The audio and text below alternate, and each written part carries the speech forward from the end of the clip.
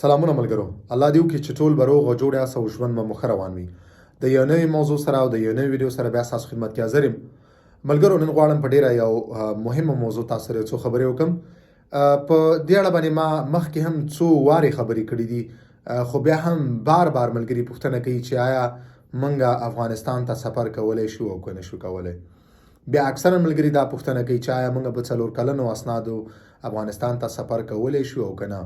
بل ډیرو ملګرو ته دا ویل شوي دي چې 10 کلنو اسناد باندې تاسو سفر نشئ کولی او په 4 کلنو اسناد باندې تاسو سفر کولی شئ.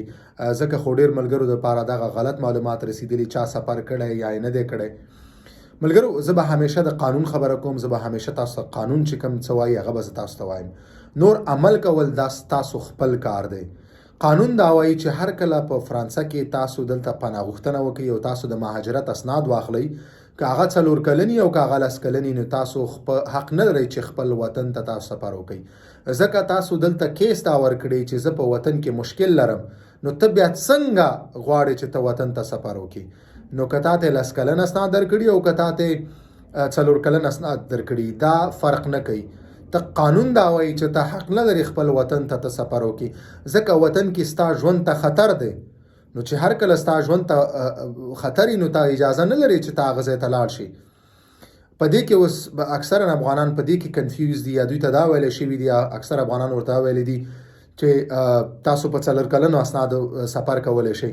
دا مکمل غلطه خبره ده. قانون دغه وایي چې تاسو که 4 کلن اسناد لرئ او که 10 کلن اسناد لرئ، تاسو حق نه لرئ چې خپل وطن ته یعنی افغانستان ته سفر وکړئ. نو لہذا تاسو حق نه لرئ. قانون دا وایي چې تاسو سفر نشئ کولی. اوس قانون دا وایي، نور عمل کول دا تاسو خپل کار دی. ځکه زه کوشش کوم په هره ویډیو کې تاسو نه دا غوښتنه وکړم چې تاسو د زما یوټیوب چینل، زما ویډیوګانې د ټولو ملګرو سره شریکې کړئ، ترڅو ټولو ملګرو ته دقیق او صحیح معلومات ورسیږي، ترڅو ټول ملګري خبر شي چې قانون څه وایي. دا مهمه خبره ده. اوس دغه یو څو ملګري راجګیږي او دغسې غلط خبرې یو بل ته کوي، نو دوی ته دا مشکلات جوړوي، دوی ته دا مشکلات ایجادیږي. ښه خبره دا ده چې تاسو د قانون نه ځان خبر کړئ. زما ویډیوګانې تاسو شریکې کړئ، خپلې وګورئ، دغه یوټیوب چینل په اړه باندې خپلو ملګرو ته ووایئ، ترڅو ټول ملګري د صحیح قانوني لارو چارو نه خبر شي، دلته دقیق معلوماتو نه خبر شي. نو بهتره خبره ده. دا زما یوټیوب چینل تاسو لپاره یو بهترین ذریعه ده چې تاسو دقیق معلومات واخلئ. مننه.